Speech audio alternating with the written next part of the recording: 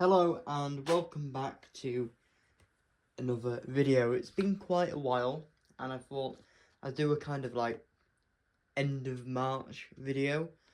I can't remember who requested for me to give more information on the GP-5 gas mask, but I thought I'd do a video on it to explain a little bit more in detail about the GP-5 because this gas mask has only been shown on a short reel, if you'd like. So I thought, take it and do a video for this person who wants to know more information. I'm sorry I can't remember your username, but I hope this video is informative to you. A lot of people will know just by looking at the bag or haversack, this is the iconic GP-5. That everybody knows, very common mask, and I just thought, take it, do a video on it. So I'm going to be covering quite a lot of information on this. One of the reasons I wanted to get this video done as soon as possible is because this mask is going up for sale, because I am clearing out a lot of my post-war respirators, not all of them, the C7's staying and some of the rare ones, but a lot of the post-war respirators and gas masks are going on for sale, like the S6, the S10, which has been sold, some ones that you haven't seen on this channel, like the Israeli one, I can't remember the name of it, and just a bunch of other masks, some civilian duties, some civilian respirators, just masks that I don't want. So I hope this video is informative, I hope you enjoy it, and without further ado, let's begin. The GP-5 was designed to protect civilians of the Soviet Union from radioactive fallout during the Cold War. This mask is a helmet-type mask which was manufactured in white or black rubber.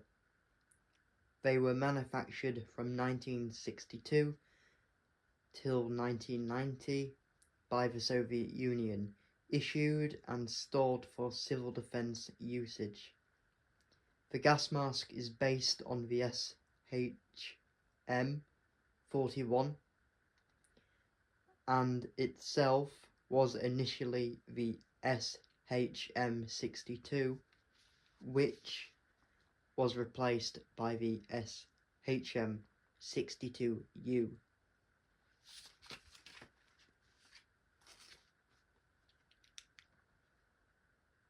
The GP-5 was issued in a very basic khaki fabric bag, or if you'd like, haversack, with two straps, one to hold the bag over the shoulder and the other to keep it tight around the waist, preventing it from moving around a person as they walked. The bag had two external pockets, one for decontamination kit and the other for bandages, and the bag also featured a smaller pouch inside for keeping the anti-fog inserts, issued with the gas mask to prevent the lenses fogging when you exhaled. So to show you the straps on the haversack itself, we've got the strap itself, quite a long strap, which is adjustable via this metal buckle here, and is sewn on to the actual haversack, fabric of the haversack itself on both ends. Now it's a brown colour of haversack, but on the camera it looks green, but I can assure you it's a brown colour of haversack. Not like that really matters, but the camera is picking it up as a greenish colour more than a brown colour that it is. It looks more olive on the camera. This strap and the bag is certainly brown, not this olive colour that is being picked up on the camera.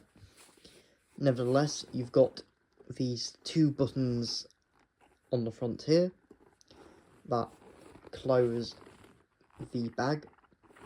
You've got your pockets on the side. You've got some information. I've labelled it in the past on there, but we'll come to that. One of the pouches or pockets on the side, and then you've got your smaller pouch in there. I don't know how well you're going to see that. I don't know if you're going to pick that up. Can you see where that divider is? Maybe not, maybe you can, but you've got that smaller pouch on the inside for your anti-fog inserts.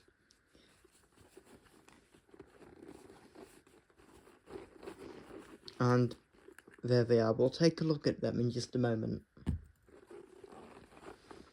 On the other side, you've got, which has been done up incorrectly, you've got your other flap there in the pocket, and as you can see there's no divider there, and that buttons up like so. So you've got this aluminium tin that holds the spare lenses. If I can get it open without dropping them everywhere, because the tins can be quite tight. If you do get a GP-5, be careful when you're opening these tins if you get one of them with your GP-5. As you can see, you've got the lid. Let's pop that to one side. And you've got some labels in Russian. If you know Russian, feel free to translate. I don't know any Russian. A date there for 1977. Pop them out the way. Be very careful with them. And you've got your spare plastic lenses and some, like, I think packing paper there. And you've got quite a lot of them in there, as you can see. So just carefully pop them back in with the packing paper.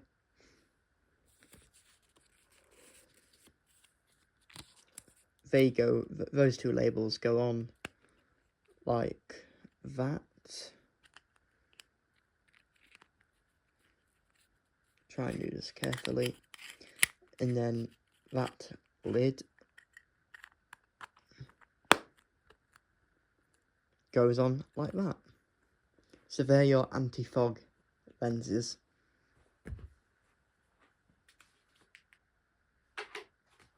So we've got the GP-5 itself. So we're going to talk about the eye lenses on there. Actually, no, we'll talk about the rubber mask instead. And then we'll talk about the eye lenses and move on to the valve assembly.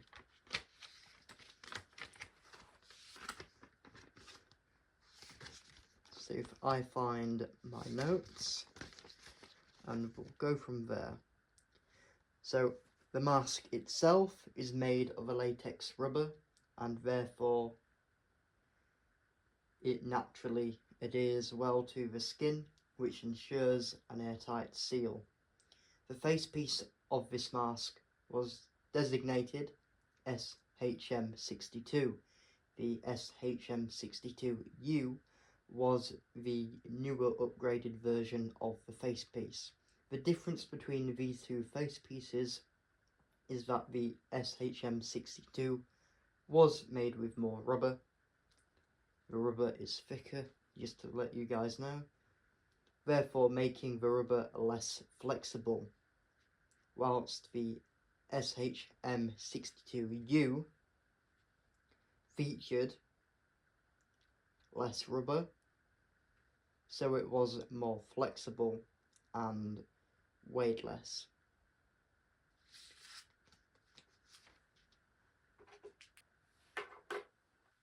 The lenses on the GP-5 are held into place by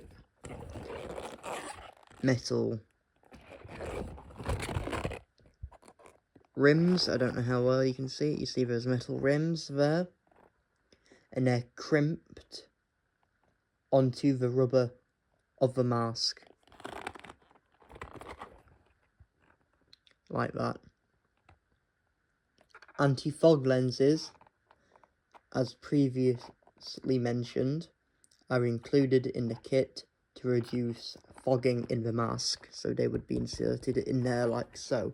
And as you can see, both of the lenses are crimped onto the facepiece like so.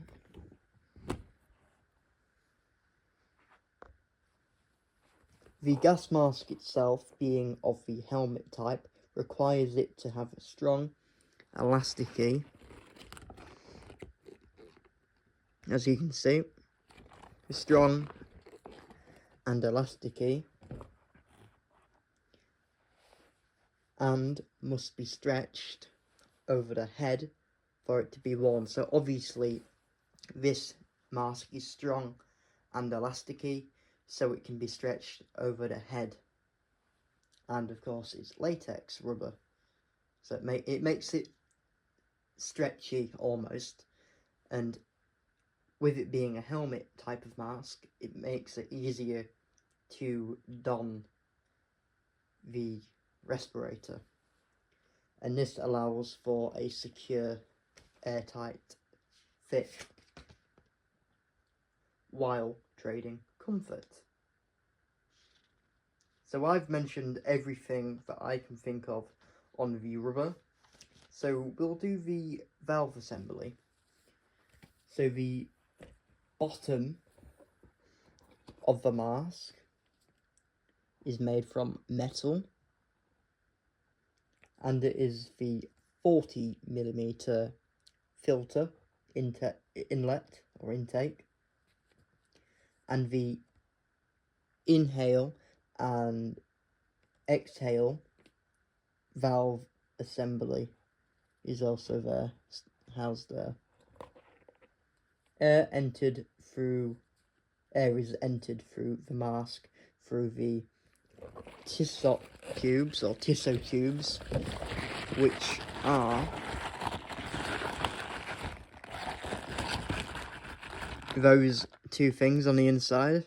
Air is entered through those. They almost look like nostrils. Through them. Air is entered through them. And then out through the exhale valve, which is this here. And it's 40mm GOST, by the way. And I'll explain about that in a minute when I talk about the filter. But what we will do is talk about the markings, maker markings, so therefore you can understand the different makers and year of production. So we've got, if I find a maker,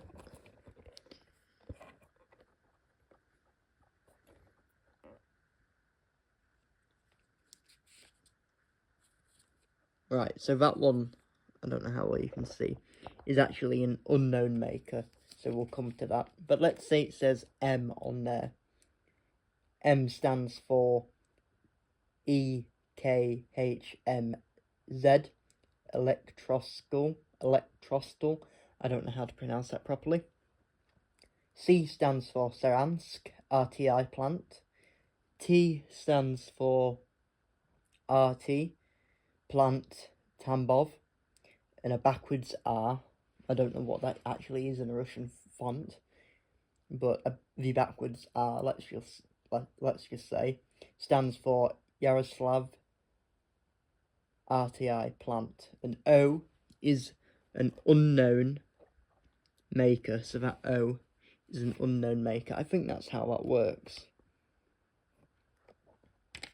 It's quite interesting. I'm not totally clued up with the GP-5, but it has the O there and then a T underneath, which makes me think is the maker the T.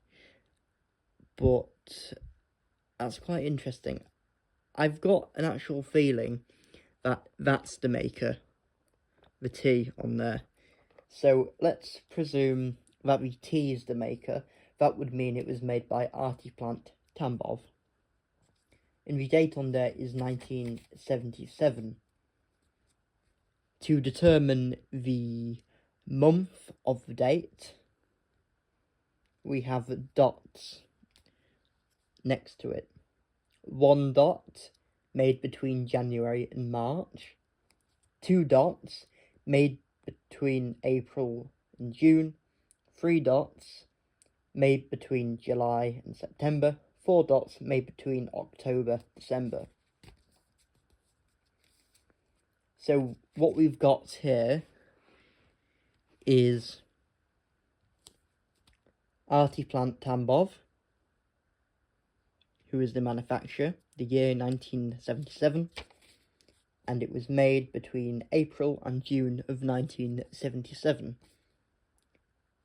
The sizes, which we can see at the corner there, you've got 0, which is next small, 63 centimetre. You've got 1 size, which is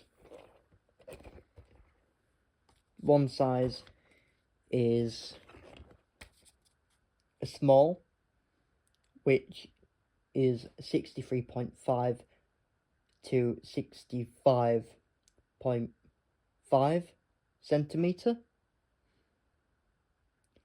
You've got size 2, which is medium, 66.0 to 68.0 centimetre. You've got number 3, which is a large, and that's 68.5 to 70.5 centimetre. Lastly, you've got 4, which is extra large, which is it's 71 centimetre. And if you got the letter Y added at the end of this number, then you have the upgraded version. So this is an upgraded version because it carries the Y on there. So it's a bit of a mouthful, but that means that this GP-5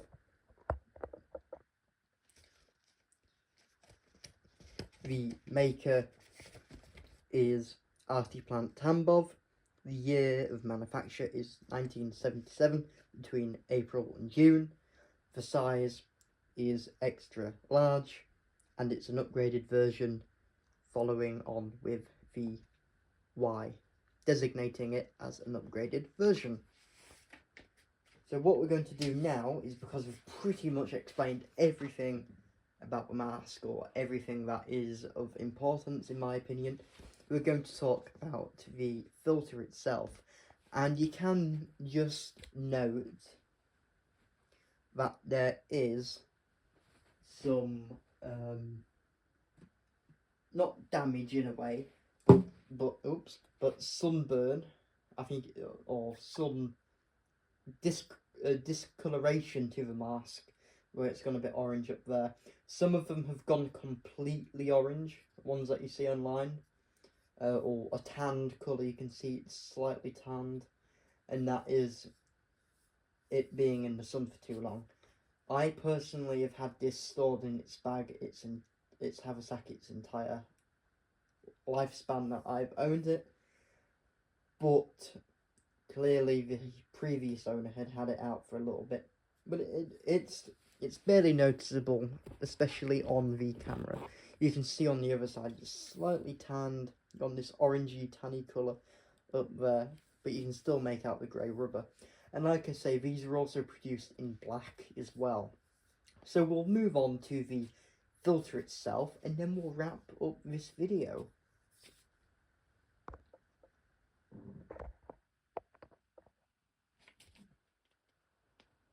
The GP-5 included a GOST 40mm NATO filter, interestingly designated as GP-5.